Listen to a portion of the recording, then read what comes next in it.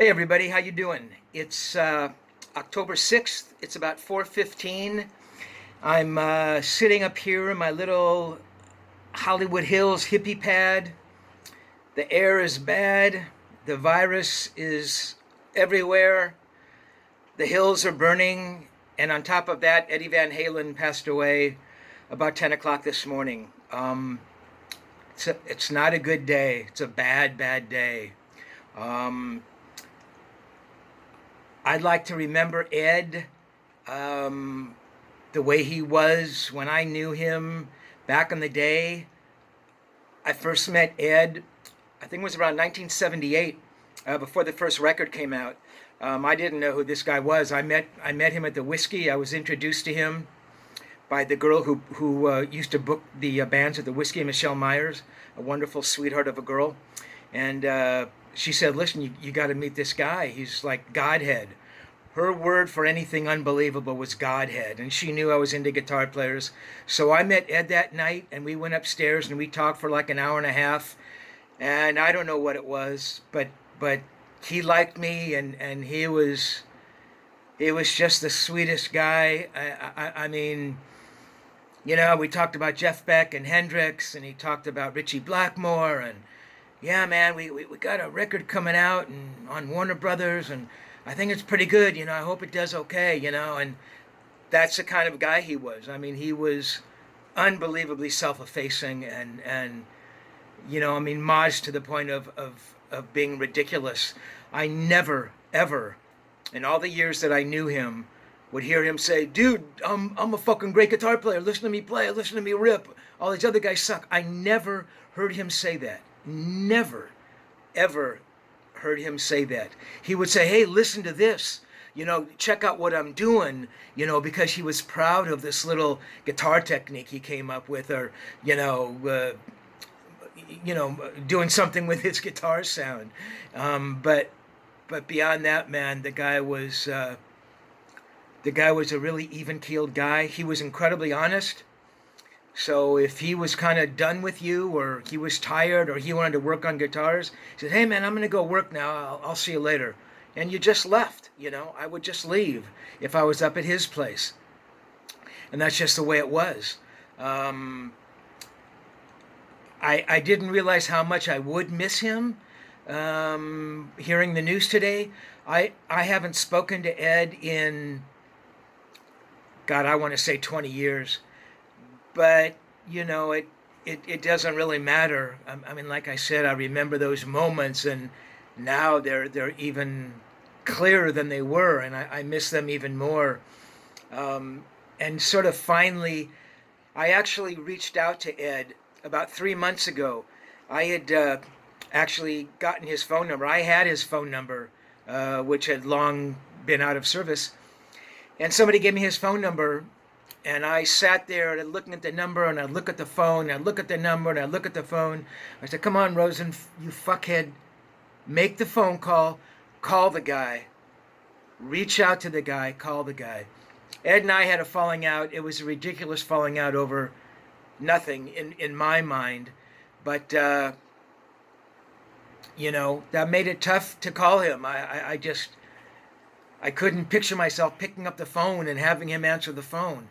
But I finally wore myself down, and I called him, and the phone's ringing, and I hear, hey, this is Ed, leave a message. And I'd gotten his voicemail. So I said, hey, Ed, this is Steve Rosen. Man, I'm just calling to say hi, see how you're doing. I hope you're well. And, I'll talk to you later. Well, I'll never talk to him later. Nobody will ever talk to him later. But we still have the music, and I still have my interviews.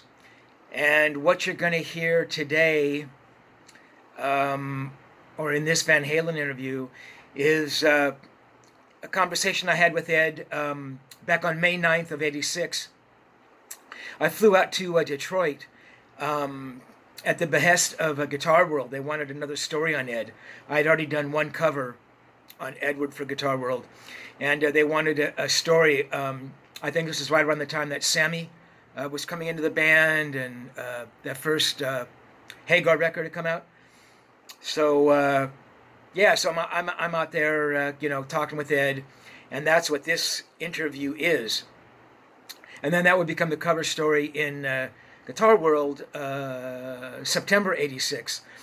But I mean, I just remember, kind of hanging out with him. I saw the show that night, and he was just, astonishingly good,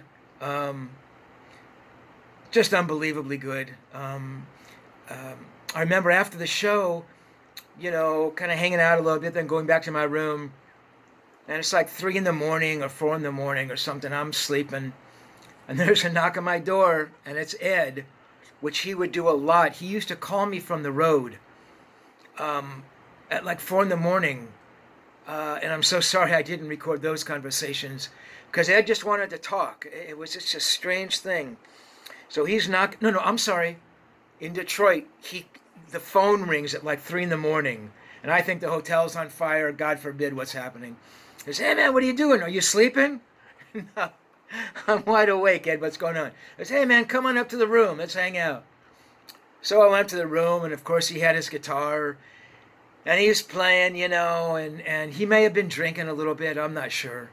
But we were just hanging out, and he was playing. And I remember having to leave the room to go back down to my room for some reason. I can't remember why. And when I opened the door to his room, there was some kid who was like, down on his elbows, lying on the carpet, listening at the door to the conversation. And I saw him there, and I understood why he was there. How he even knew that was Ed's room, I mean, I give him points for that.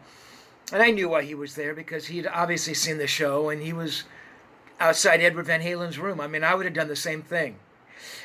There was something in me, and I don't know what it was. I said, "Hey man, you really shouldn't be here. You should really, you should get going." And he said, I said, "No, come on man, why don't you get going?" And he left. And when I think back on it now, I mean, I know exactly why I did it. It's because I wanted Ed all to myself. I didn't want to share Ed with anybody. I didn't want to share Ed with Dave or his brother or the manager. I wanted Ed to myself. And that's what those moments were with Ed. When I was with him, I felt like it was just me and Ed, or Ed and I. So that was special. And I don't know, man, it was like 5 or 6 in the morning. And, by then I went back to the room. I was kind of hyped. I don't know if I slept at all. But anyway, so here's the interview that you'll hear from that interview back in '86. And to everybody out there, feeling sad and blue about Ed, I know how you feel. I know how you feel. So take care of yourselves, and we'll talk later. Bye. And Dave said, "Hey, I'm not happy unless I'm unhappy, so to speak." That's a crock of shit, because I'm happy as shit. I'm coming up with some great stuff. Obviously. That guy's so weird. Oh man, I've been reading. Did you read you're gonna Cream of Circus? You're gonna have to learn how to pronounce Ingve. Then you're gonna have to know where Vi came from. Yeah, what language he's speaking. Fucking ass.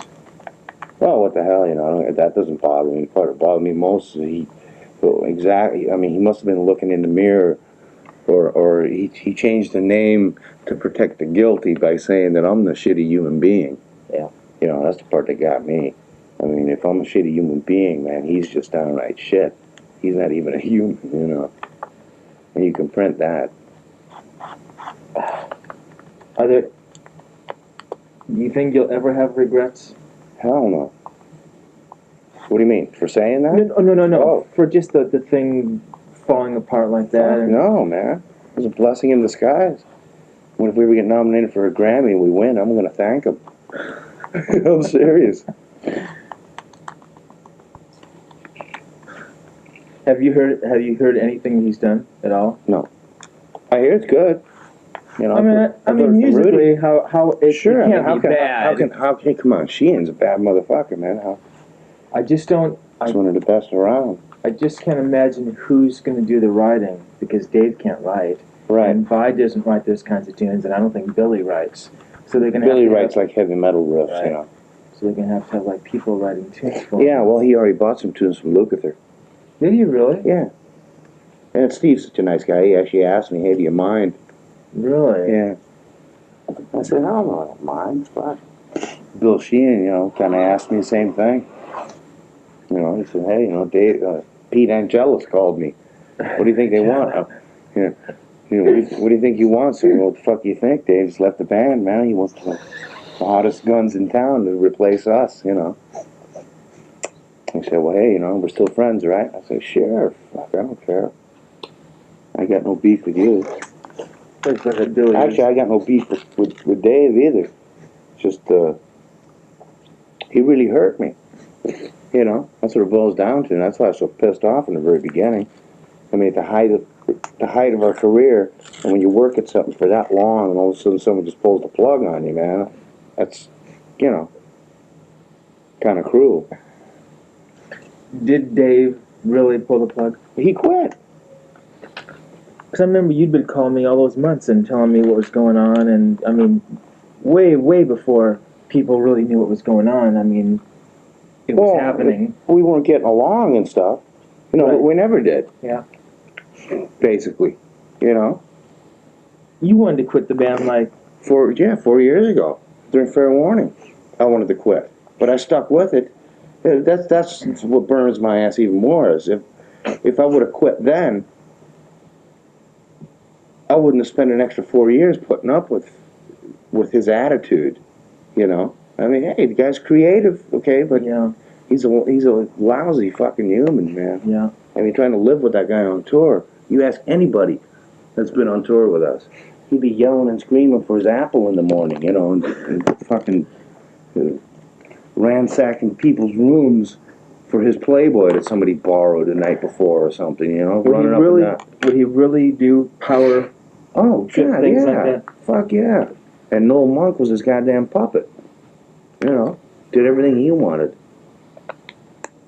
And that's partly why Al and I wanted to change. We wanted a manager who managed a band, not did what one person says.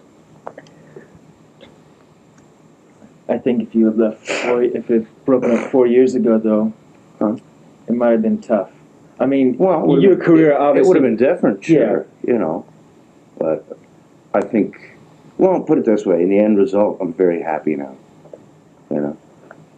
Whatever it took to get to where I am now, I'm very, very happy. I mean, a lot of those things that you were playing for me are tunes that on the record, right? Well, those yeah, first things that you were sure. playing for me on your little MIDI piano, right? Yeah. Right? Yeah. Was that Dreams?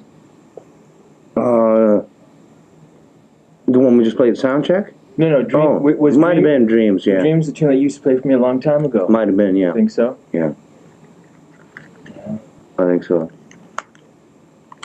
And, whatever. We never really even got to work with Dave on this. We rehearsed maybe for a week. Within a month period of time, we might have rehearsed with Dave for a week for this album. Really? Yeah. So you had shown him some of these tunes then? Oh, yeah. I had Good Enough. I had Summer Nights. And we started actually working on Dreams. And he kind of shied away from that because, whatever. And then when you said he started singing like Neil Young or something? Oh, yeah. To Summer Nights. He ripped the melody of Cinnamon Girl or whatever. Or no.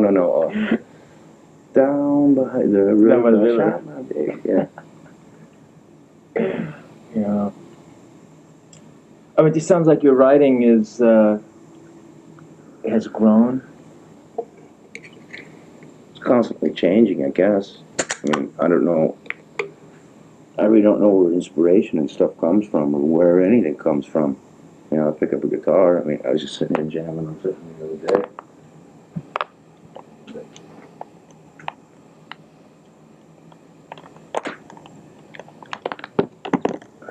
Was there a worry that the ideas wouldn't be there? Oh, not at all. It was the opposite. Hey, man, as soon as Sammy walked in, man, he just... I don't know if you read the Rolling Stone review of the record. No, I didn't. It was great. The guy pinned us, he just...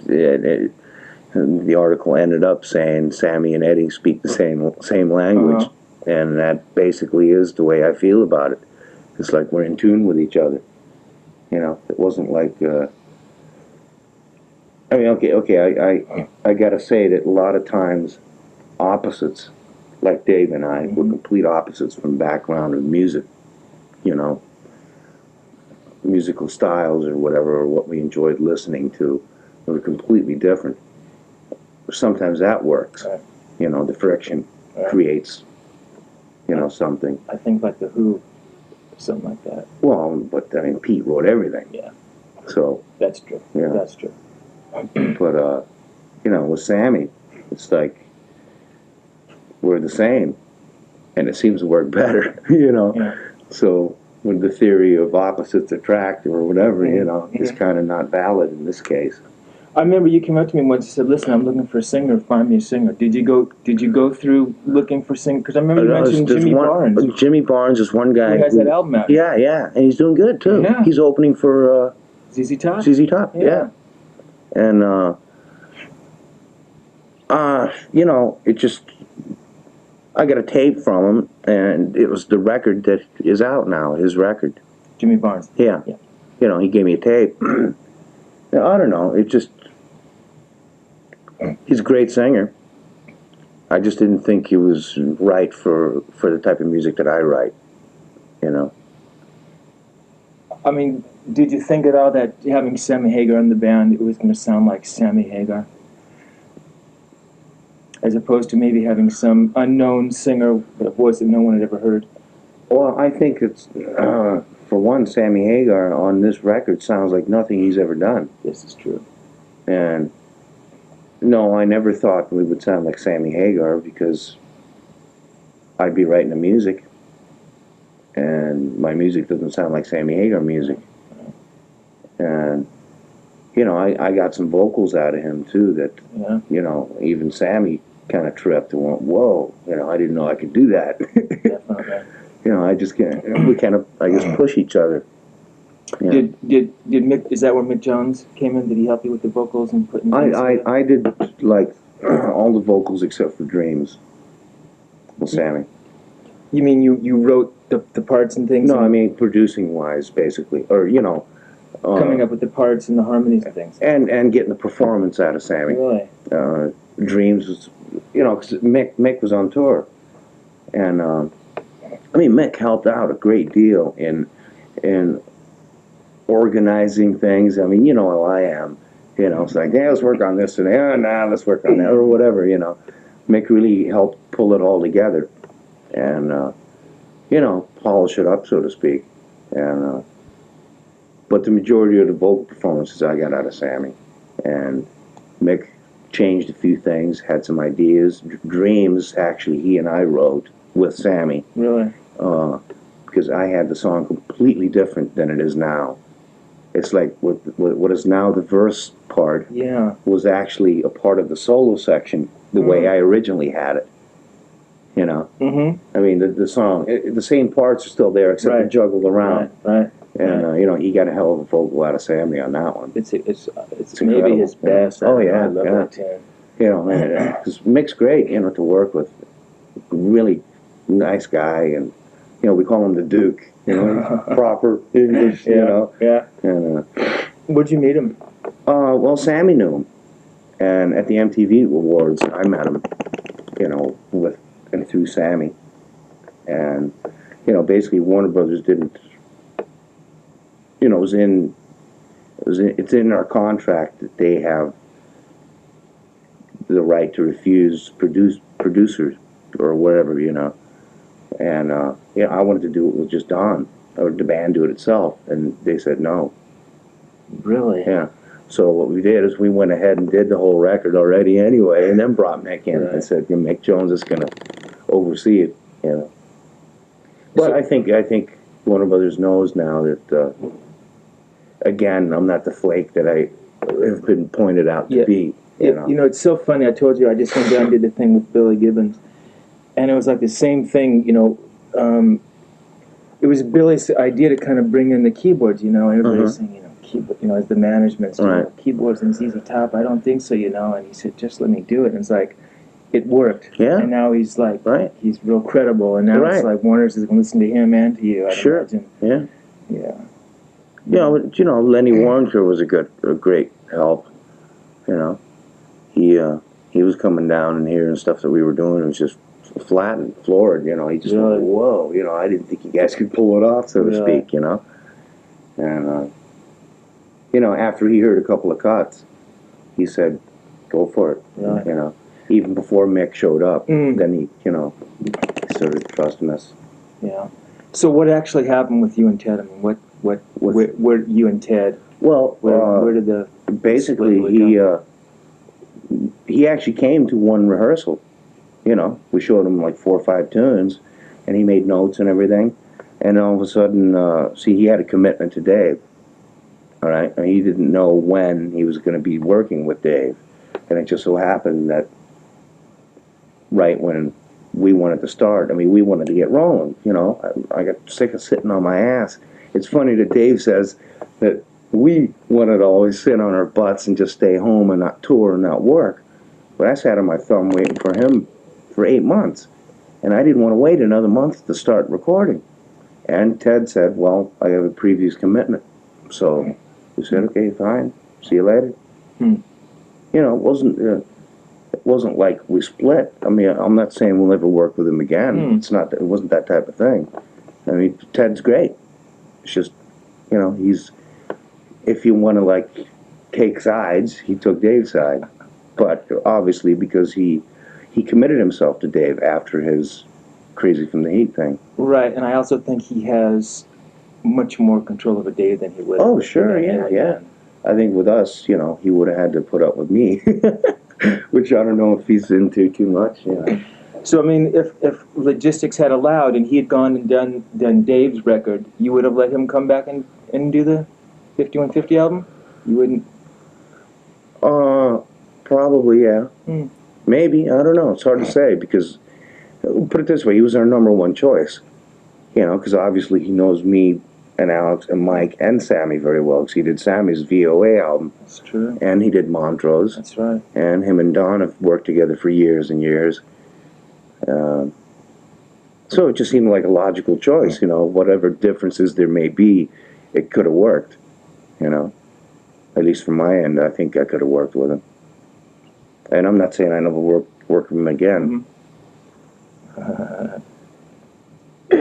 So, I get the feeling that you really like the idea of being more involved in the album. Oh, sure. Producing, helping Well, vocals. the way we did this record is basically how I would have liked to have done all the previous records. And I think that's another thing that maybe drove Dave away. Because in 1984, I built the studio, and I started wanting to do things a little more my way. And I guess, I turned some people off. I created a little friction, not meaning to. I built the fucking studio for the benefit of all of us, for the family, for our band. But I guess certain people didn't look at it that way. Because Ted sure didn't dig really working up there. Huh. Even though he loves the sound of the place, he just kind of looked at it like, that if I got pissed at him, that I'd kick him out of my studio, Even though I'd never do that. If anything, Dave's the one that did that. Yeah.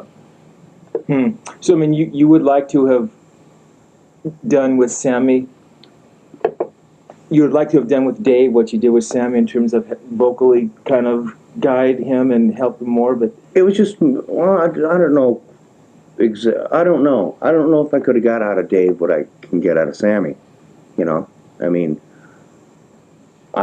don't know if this is slandering Dave, but, Sammy just is a better singer. He can do anything I ask him to do. Whereas Ted has a much better handle on what to get out of Dave because Dave is kind of limited vocally, range-wise and stuff, I don't know if that's a bad thing to say, Yeah, but... I think it's true. You've told me that before a lot. But in print, I don't know how it's going to look, but...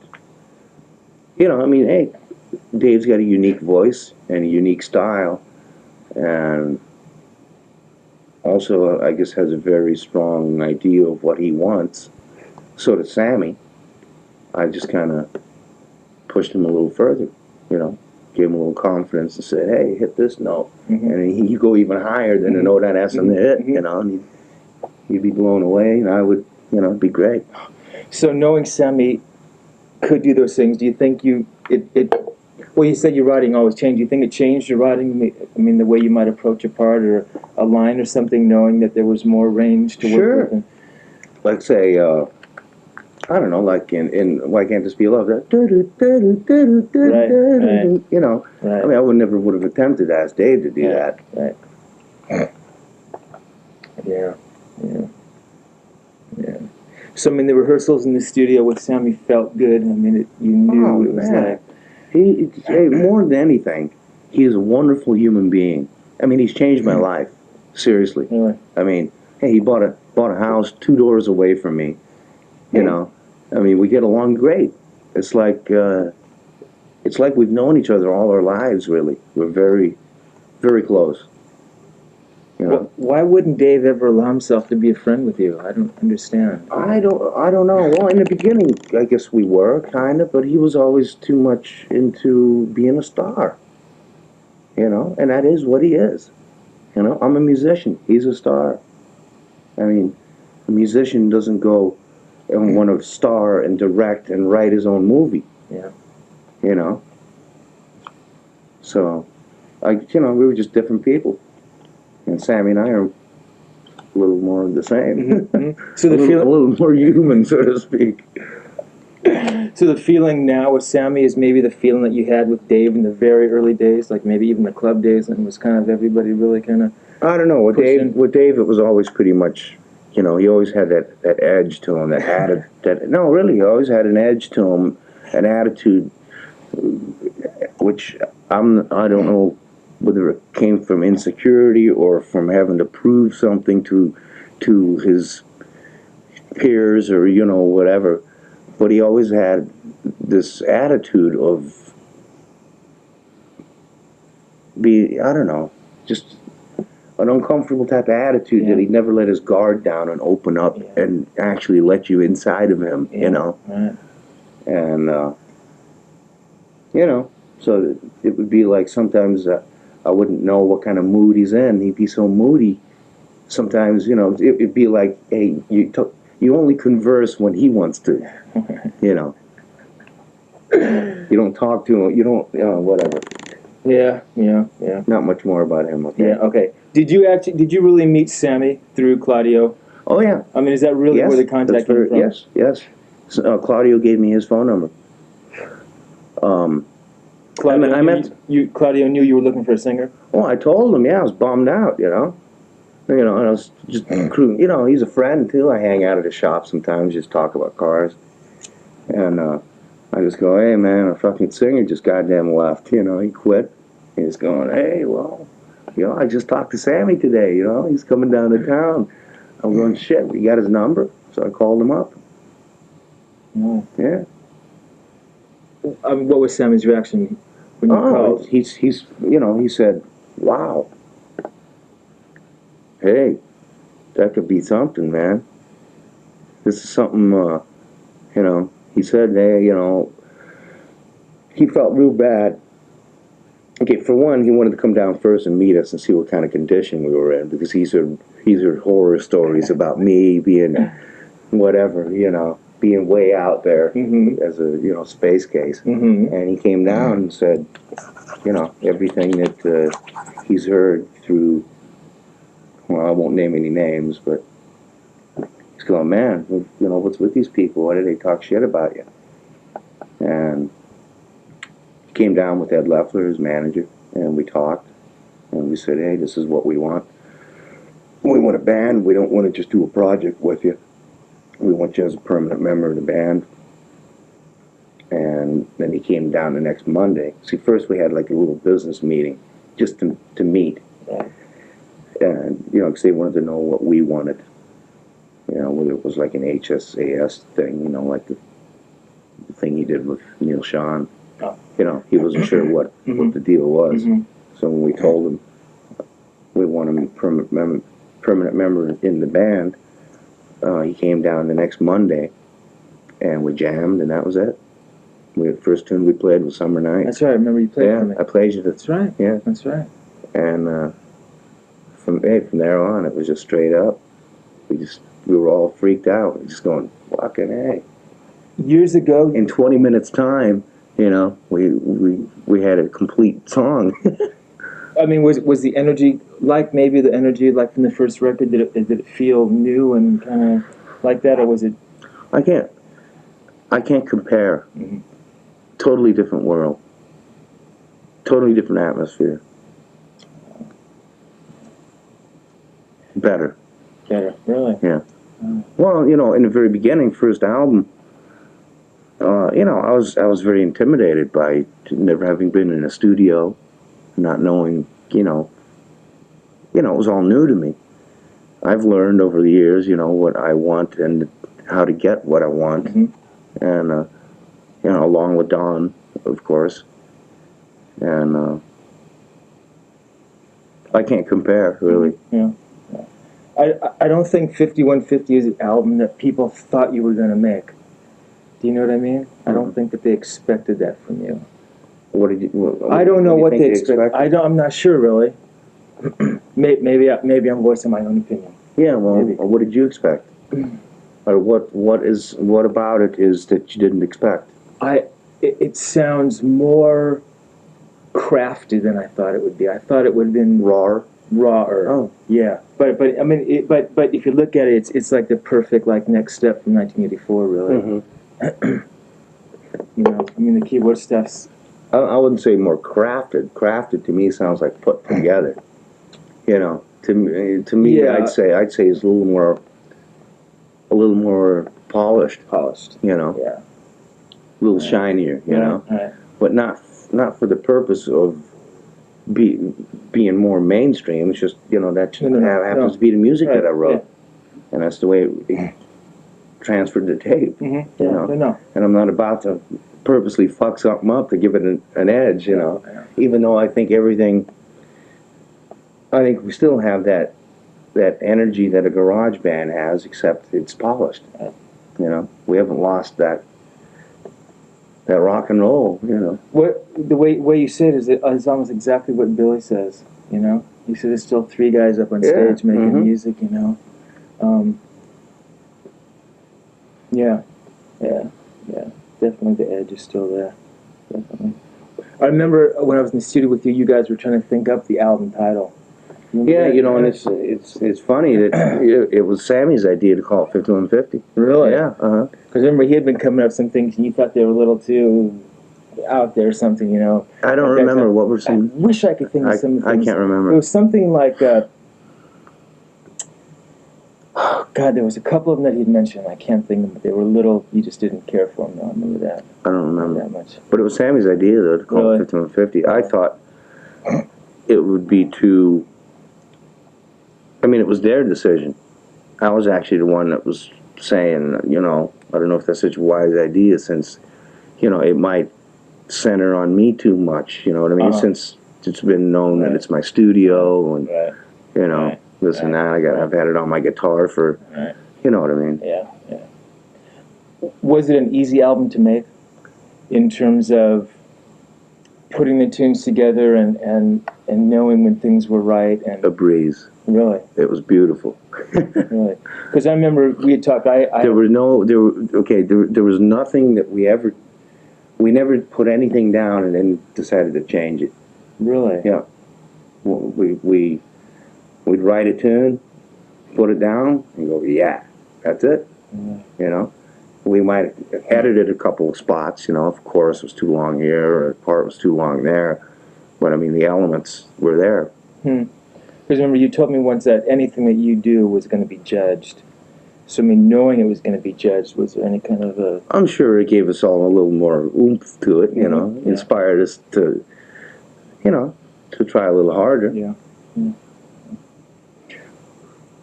In terms of the sessions, the tunes with the keyboards, were the keyboards put down first?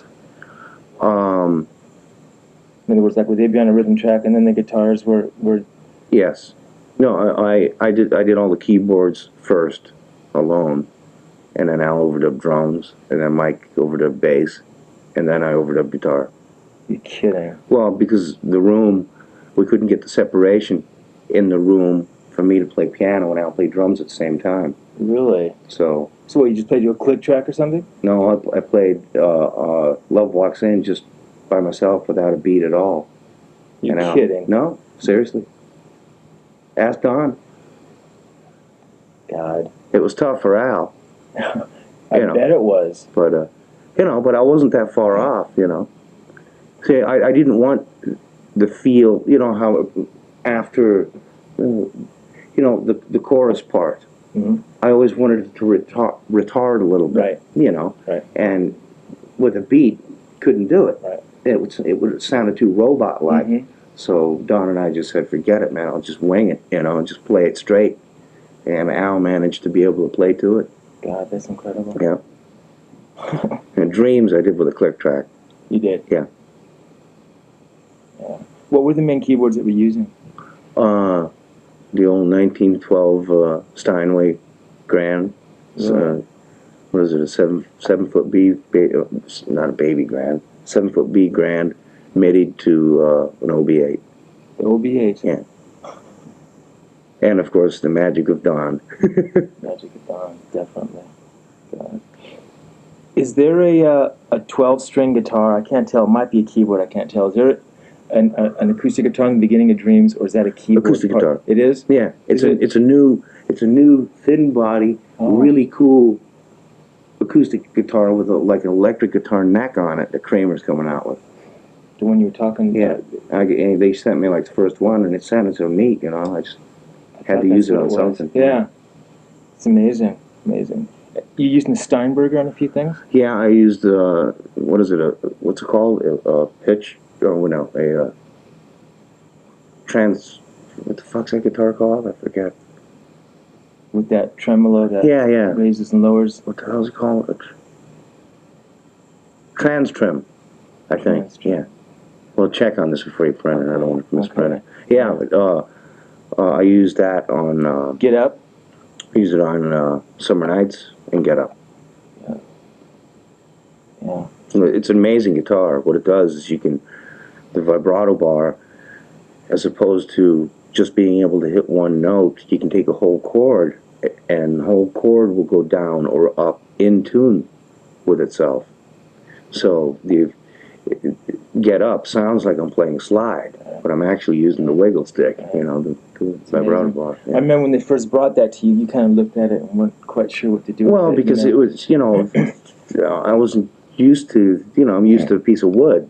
There's things like plastic. Kind of, it was alien to me. But, I had to change a few things to make it sound right. I couldn't use my amp the same way. I couldn't use the same input. Oh, really? I had to use a bassier input and this and that. But I talked with Ned about it, so he made some different pickups. Oh, really? They're still EMGs or whatever, but they're a little warmer sounding than the ones he originally sent me. Yeah. The solos on the record sound angry. Angry? They sound like you're... You think that's accurate at all? Maybe subconsciously, I don't know. Yeah. But I think they're just sleazy. Sleazy. Yeah. They're kind of slimy sounding. You never know where they're going to go, really. Exactly. It's just kind of slip and slide. Yeah. Yeah. It's like the old fall down the stairs and hope you land on your feet That's right. thing, Definitely. Billy was talking about one tune where most of it was kind of sound effect thing, which you do in a few. He didn't know the title of the tune, but there's a couple where it's just kind of harmonics and and things, But whatever fits. yeah, but Love Walks In, I thought was pretty incredible, though. Yeah, it's just a That was melodic amazing. thing. Was that I planned it live? out. That was planned. Yeah, oh, yeah, I thought so. yeah. That one was. Yeah. I had a melody in my head and it happened to fit, so I figured, what the hell, might as well use it. Did Sammy play any guitar at all? No, I did all the guitars. But live, he does the solo and Keyboard tune. the keyboard tunes. Yeah. Yeah. I mean, looking back at the first gig with Sammy, the Farm Aid show, It was a gas. Was it? I knew from that moment. Did you really? Oh, man. Yeah, when I saw the way that guy, the energy that guy has, in front of an audience, it blew me away. You know, it really, you know. I mean, no, fuck it. I don't want to bring up the other guy, but I tripped. I seriously tripped, and it was a real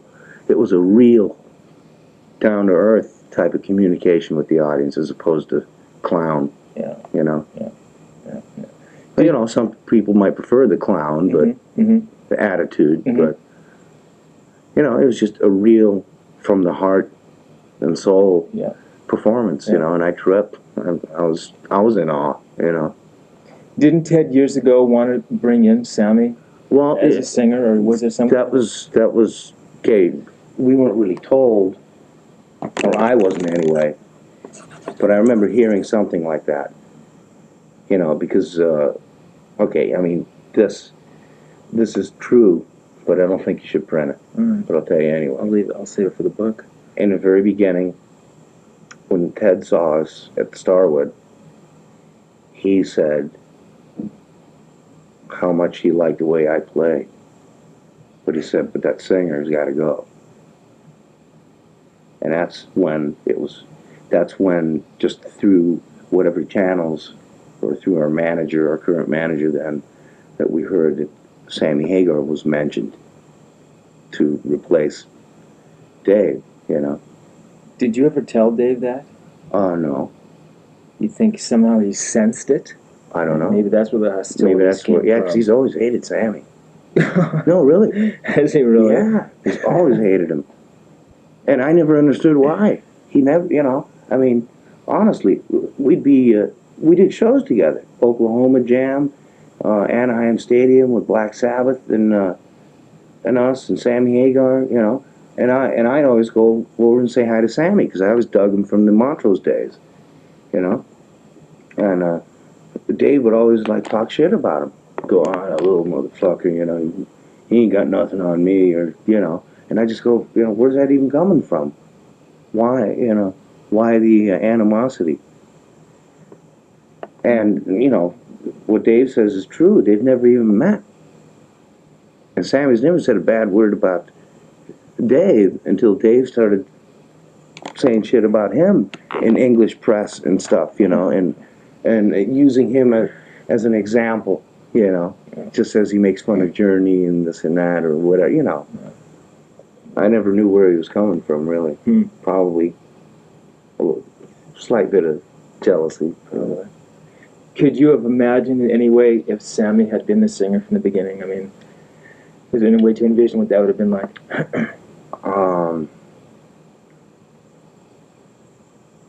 I think it would have been much different. What's the word? Speculate? I can't. Yeah. It's hard to. Yeah. I can't really. Fuck if I know. Yeah. Who knows what would be? You know. Yeah. Maybe Sammy would be doing a movie right now, and Dave would have entered the band. That's right. You never know.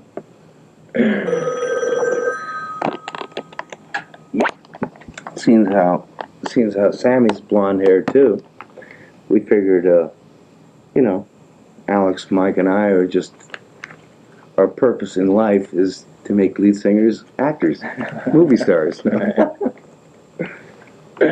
you know, it's funny though. Just a joke, you know. I know. If everything had been reversed and Sammy had been in the band, and then Dave had sent you a tape as a singer, and you would have listened to Dave's voice, I don't think it'd be the kind of voice that you would be looking for. You know what I mean? You said it, I didn't. Okay. I mean, it's your first #1 record. Is there a That shows you something. Absolutely. Is there a feeling of, I don't know what the right word is. You know what that shows me, though? It shows me that music overpowers bullshit. Right. Or I mean, not saying, you know. I mean, hey, Dave and I wrote a lot of good stuff, and made a lot of good music together. All right, you know, but I guess the clowning and the show busy part of it only works and helps so much. You know, that what's on that tape or the piece of plastic is what counts, bottom line. And, you know, us going #1 proves it. So even coming off an album like 1984, if you had put out a record that was shit, that people would not have accepted it, even though it was Van Halen. With Dave, you mean? With Dave, or even with Sammy, and that in other words, the songs weren't happening, it would have reflected in sales. It would have sure. bombed. But I think we made a good record. You know, we made a solid fucking record. There's not a song on there I don't like. You know, on previous records, there were tunes that I, you know, were kind of like, you know, dancing in the streets. I mean, come on. That's not me. You know. Yeah. I mean, look. Can you look back at the career and you know, funny thing is, we were just thinking of doing it live, but playing it on guitar. You know, just for fun. Yeah. Because we did that in South America when we toured, and it sounded pretty good. Oh, did you really? Yeah. You know, maybe on the record, if I would have played it on guitar, it would have been better than. You know, so the riff on the record, that do do do do. I was actually writing a song of my own, you know. And Ted heard it and said, "Hey, let's use it for this." But that's why, in a funny way, it sounds a little too disco-y for my taste, you know. A little, but it was great though. I mean, it was really good though. I know for your taste, I can understand what you're saying. I mean, looking back, I mean, what stands out for you in terms of the career with Dave in the first? What stands out?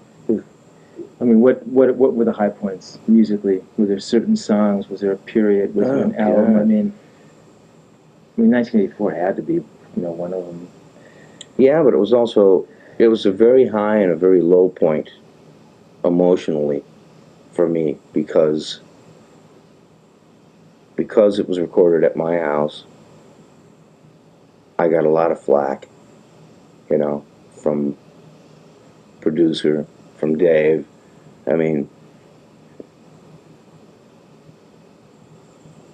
I just got a lot of shit, you know, which in a way I guess made me work harder, and in a way just turned me off to working with these people. So what I do is work at night after they split, you know, and the next day play stuff for them. But you know, they're like the type of people, I guess, who like to work from 12 to 6 and then go have dinner and go to sleep at 11 and then wake up at noon again, or you know what I mean. I'm not that type of person, and they've known that all along. So I guess it scared the shit out of them when I built the studio, because I'd wake up 5 in the morning and want to play.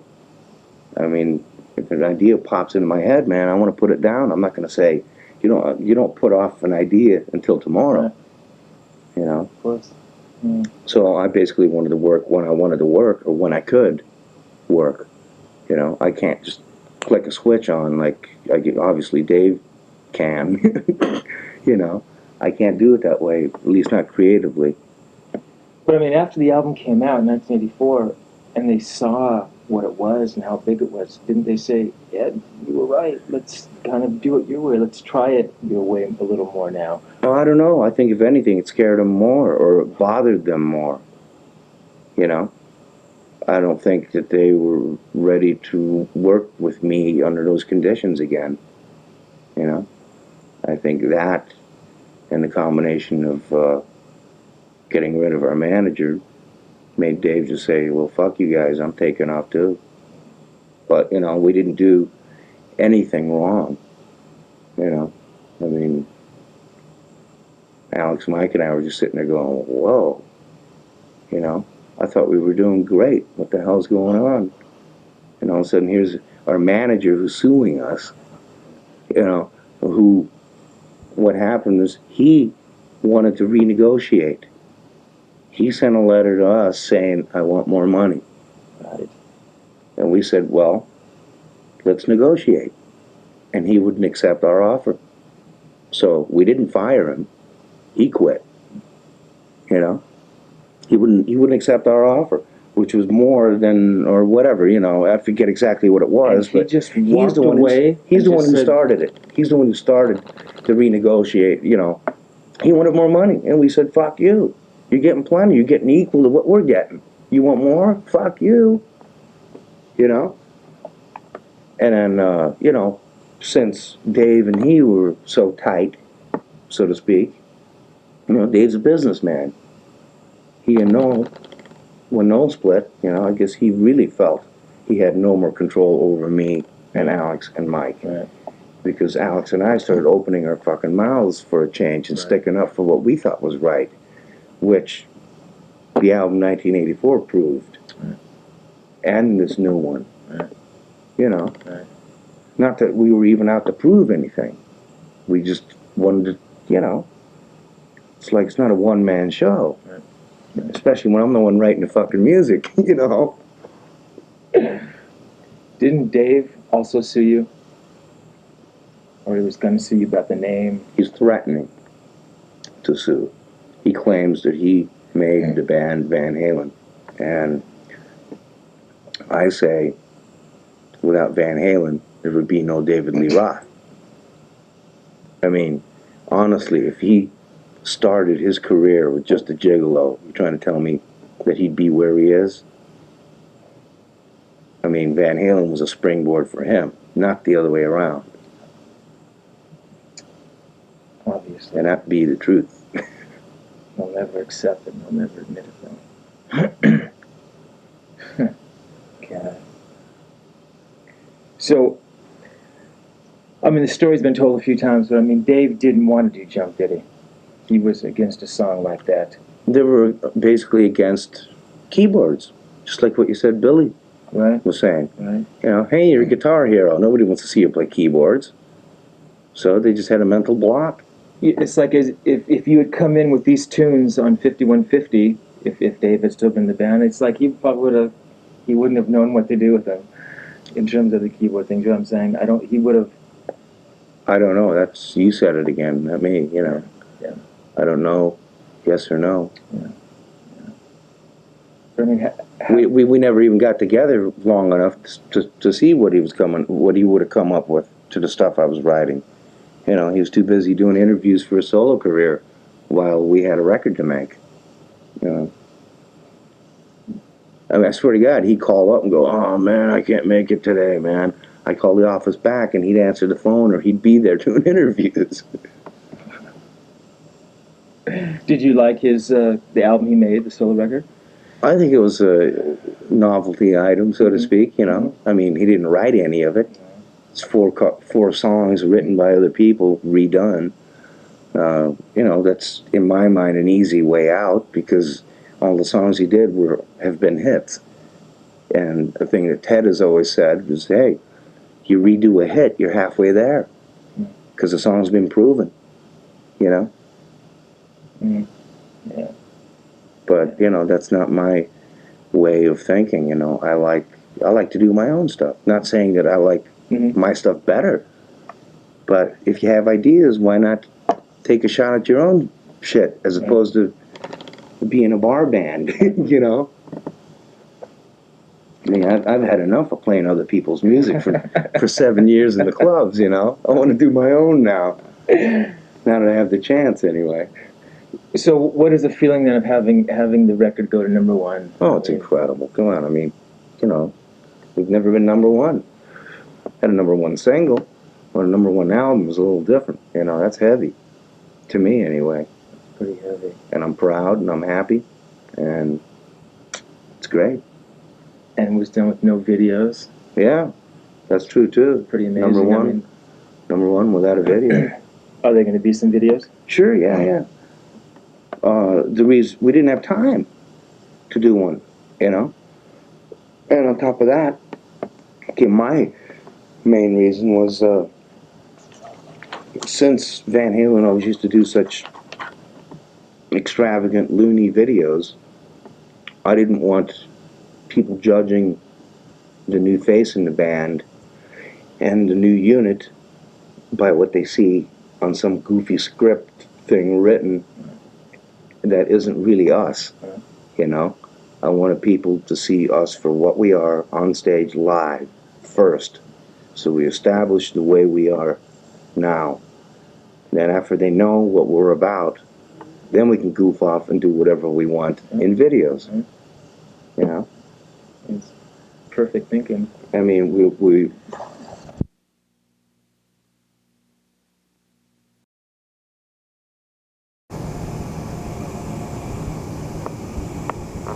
Warner Brothers wants us, everybody wants a video out of us. So Warner Brothers goes, man, you gotta do, our next single's gonna be Dreams. It's funny too, Why Can't This Be Love went to number 4, lost its bullet, and last week it went to number 3. I mean, it kind of blew me away, 'cause usually when you lose your bullet, you go down, that's the beginning of the end. And it moved up without having a bullet. So, Incredible. We still might have a shot at going a little higher, possibly. But Dreams is going to be our next single. Warner Brothers obviously wants a video out of us, but, we don't have the time unless we do a live one.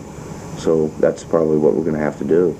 Kevin had mentioned that you... But then, no, what I was going to say is doing a live one is actually the best way to go, because that's showing us the way we are, as opposed to doing some goofy stuff, Yeah.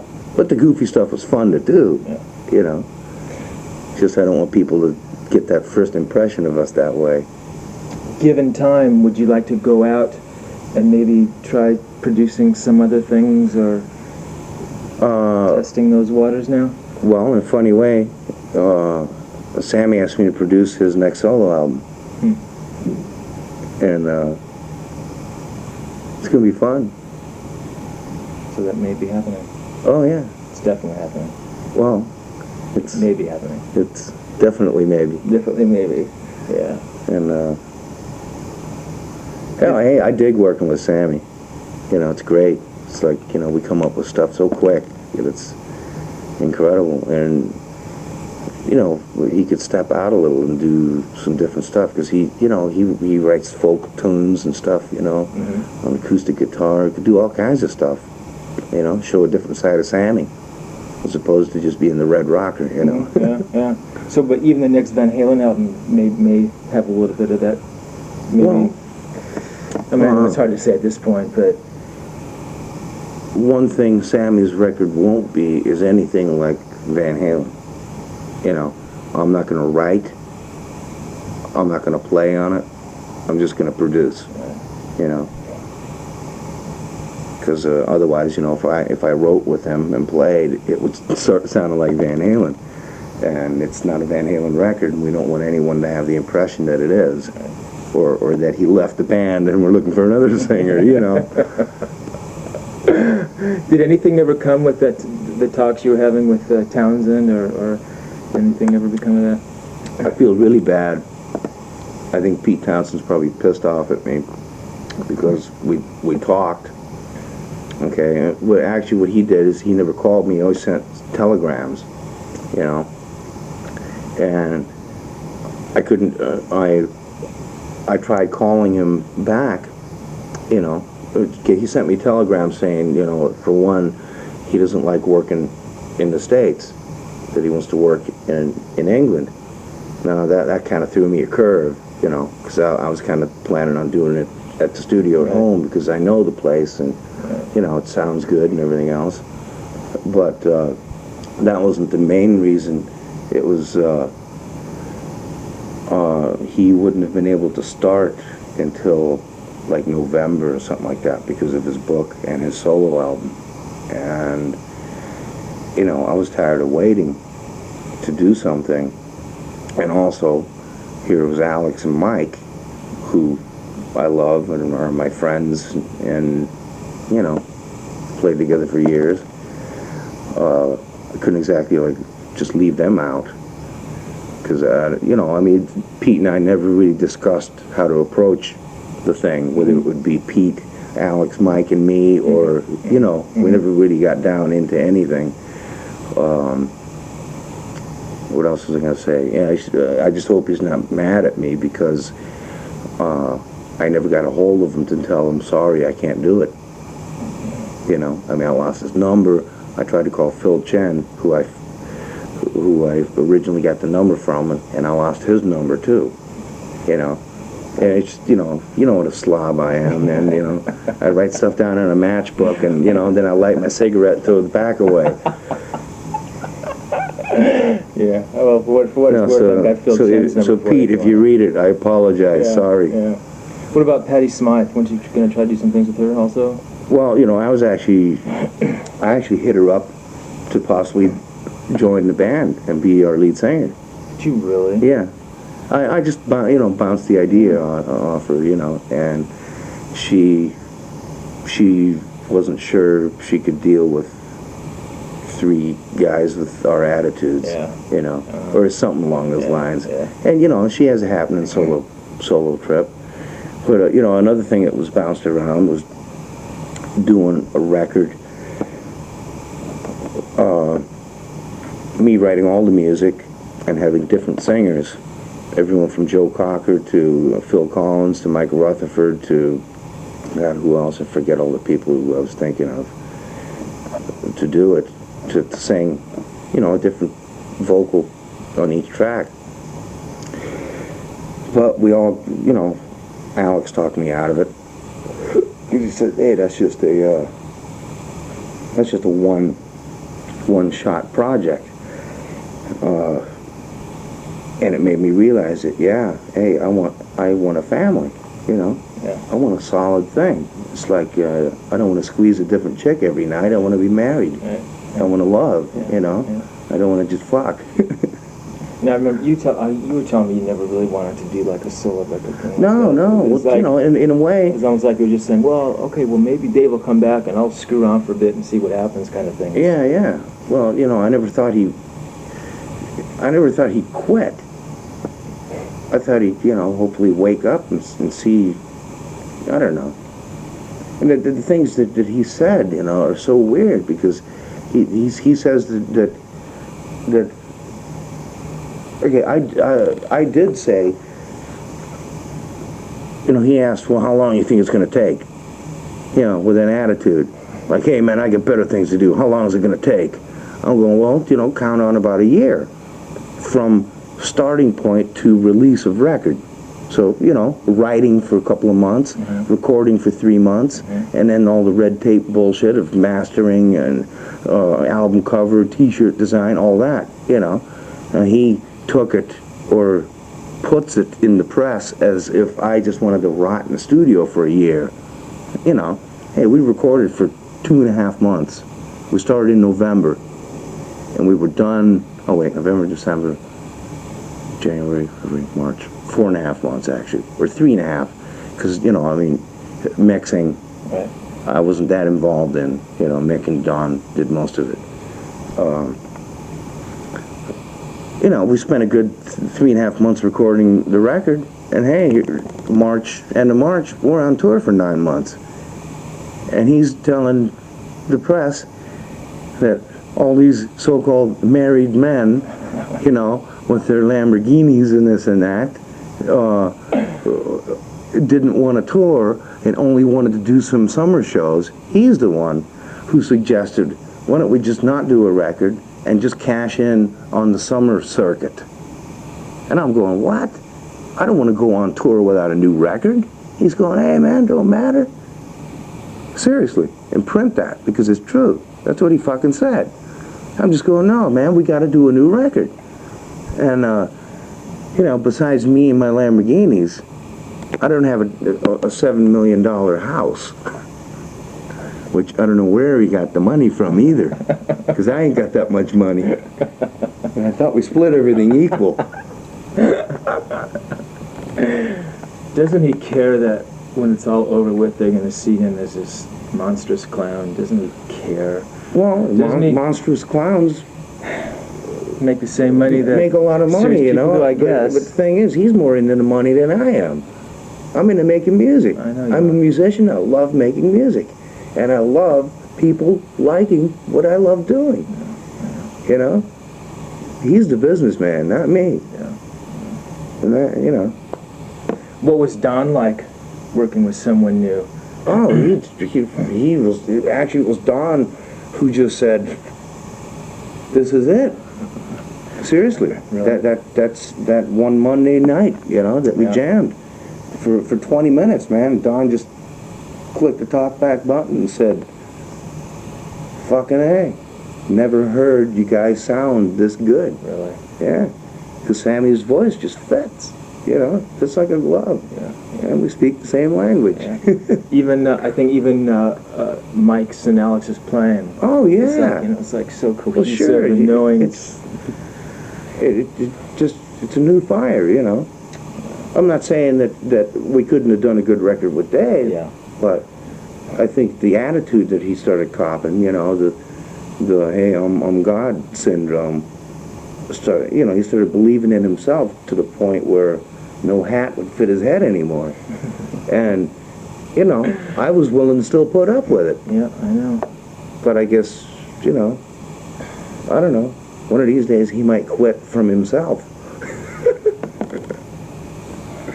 There are people like that, you know. Yeah. Just get to the point where they get so out there and start believing in themselves to the point where they don't know where they're at. Yeah, I know. I think Valerie was probably pretty happy with the change.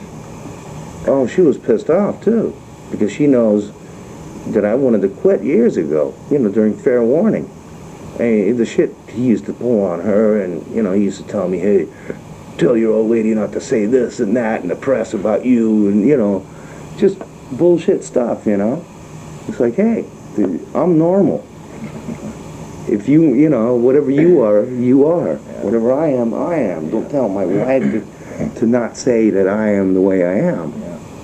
And, man, I could write a book about some of the stuff that went down. And none of it had to do really with music. It was just as human to human. Yeah. The guy just did not treat anybody like a human. Yeah. It's like, you know, Idi Amin or something, you know. I swear to God, or a Gaddafi. Yeah. Speaking about books, can we, Yeah? can we plug it here? Sure. Would you mind doing No, not at all. that? I just want to say one thing first, Yeah. though. It's kind of a trip that, you know, how do you where do you end the book, since it's an ongoing thing? Or Well, I mean, you know, I had some or chapter one, so to speak. Exactly. Okay, I had fine. some thoughts on it. Why not? The chapter ends with Dave, and it's perfect. Chapter 2 is here. It's in 3 years. It's in 15 years. But I mean, it just, to me, it seems like a perfect time. The band is incredibly huge. It just makes sense in terms of all that, you know. Whether you feel comfortable with that is something else. I know your feelings from you before was like, you know, a book on someone, well, it looks like my career's over and it was just ending. Obviously, it's beginning. You know, So call it something like the first 10 years. Exactly. Yeah. And that's what I want to do.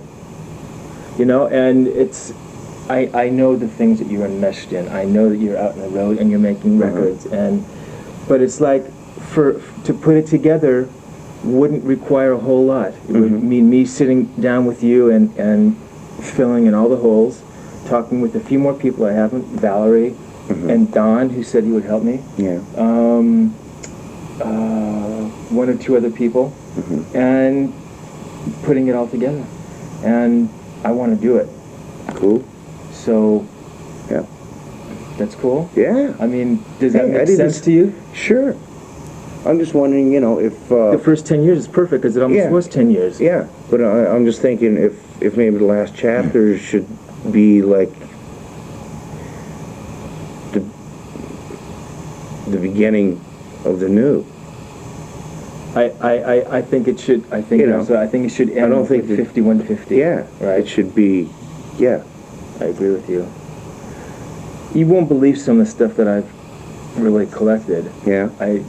It's pretty amazing, and all the interviews and things I've been doing, you know, and I'm like you curious said, to read some of this shit. it's pretty incredible, you know, and you know, a lot of times, you know, we'd be hanging out, I'll be up at your house and the cassette player would be on and stuff that was never, just those kinds of tapes, you know, and it's like, there's just some remarkable stuff, and people write and call every day, and it's like, it's just, I don't know. It's something that I really want to do and and finish part 1 and Go for it. all right. I wouldn't have started it with you if I didn't want to see it through. Okay. So obviously it just requires me sitting down with you. Yeah. And It's just mainly a time element. Yeah. You know. In fact, I wanted to stay out longer this time. I can't because mainly for the Guitar World thing. But I mean, you're going to be on the road for a while. I'll be off for a month. I'll be home June 3rd. June 3rd? Yeah.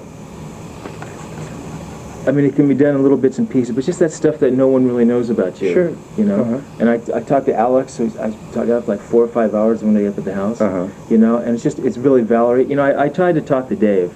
Yeah. I saw Dave. Oh, yeah. The first time he actually, I guess, sort of really officially met Billy at the Palladium. Yeah, I think you told me about it. And I sat down, we talked, and he was, you know, he was a little fucked up, you know, he was doing some tea, I did some too, and he was like, you know, we're sitting down. I said, Dave, I'm doing the book and this and that. I go, just sit down and talk with me, you know, whatever your feelings are about Edward Van Halen. You were a part of this thing, you know.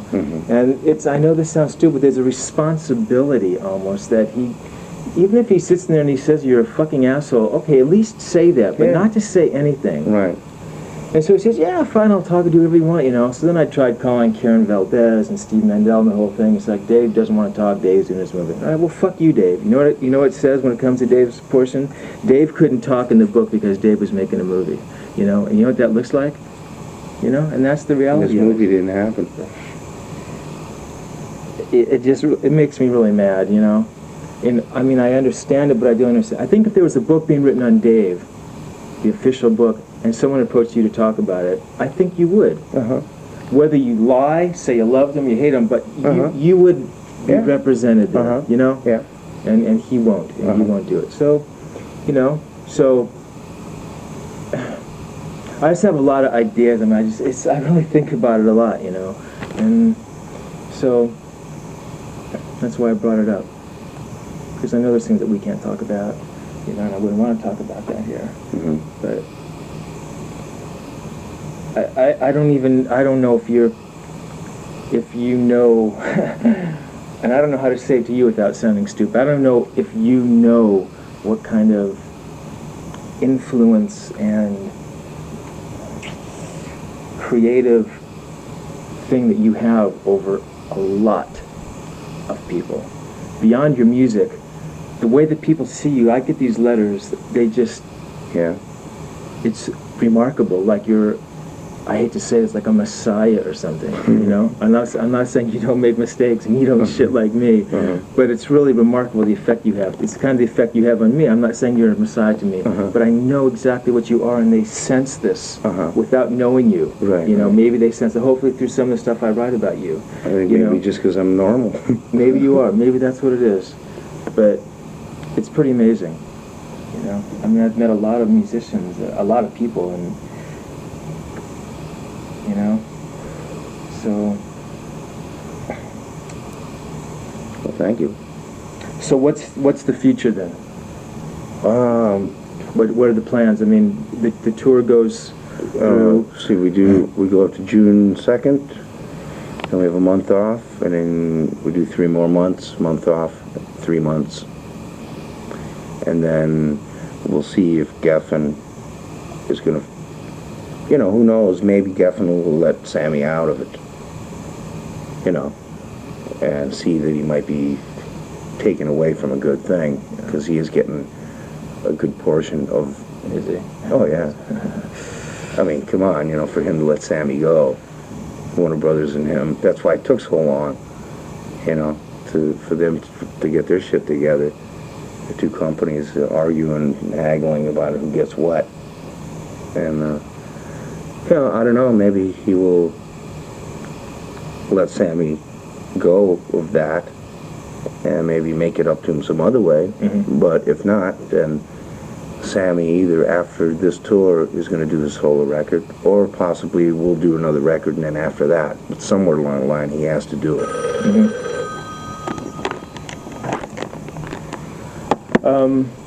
Will there be like a European tour or any of that? Is anything like that planned? As far as we know, I don't think so. We thought about it, but, you know, I think, for one, our families don't exactly want us over there. That's true. You know, with all the bullshit going on over there. And maybe if I still had my Dutch passport, it would be okay. But being an American citizen now, it's a little different, you know. Yeah. And especially being on stage, being an easy target. That's true. You know. That's true. Yeah. But, you know, hey, I'd love to go over there. Last time, man, when we did the tour with AC/DC, it was great. You know. It's, you know, it's still a possibility. Yeah. You know, basically, it's up to management at this point in time. Yeah. You know, I can't really answer that. Yeah.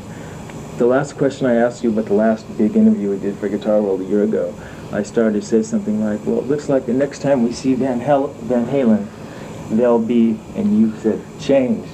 So you're kind of right, I guess, one way. Looks that way. Yeah. So it feels good. You feel. Oh, God, yeah. You look happy. Hey, I'm comfortable. Yeah. You know? There was moments when we talked, you know, on the phone thing. You didn't.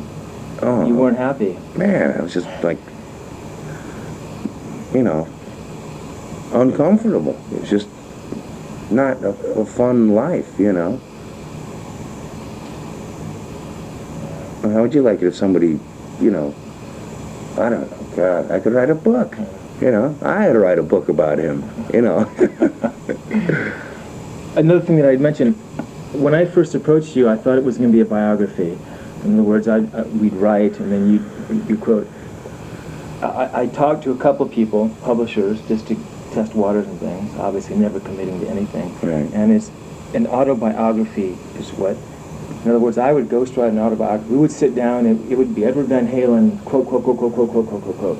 And then we'd go through, and so in essence, it is your book. Oh. Okay. Does that make sense to you? I guess, yeah. An autobiography it comes from you. Right. Even if it was an authorized biography, it doesn't mean as much as an autobiography. I see. And then at the end, I thought there'd be sections with, obviously, the rest of the guys in the band. Right. Don. Yeah. And just your family, your Right, parents. right. And those key people in all the interviews I've done, we go through and pick out. And Yeah. I'm just wondering if it's the right time. You're still not sure, are you? Well, it's, you know, it's like people usually don't do that until something's over. Or, I mean... Not if it's presented the right way. I mean, the right time to do it is, you know, it's like when you're on the road, too. It's like you go and then, you know, you said you do some of these things. You'll go to a bookstore and hang out at a bookstore instead of going to a radio station for a day. See, we don't do any of that stuff anymore, though. Yeah. But I might.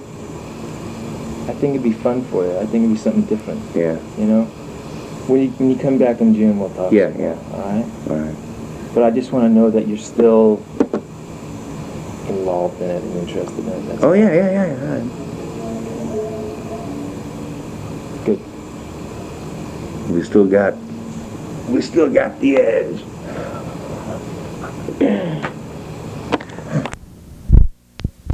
Say it again. Things are just better than ever.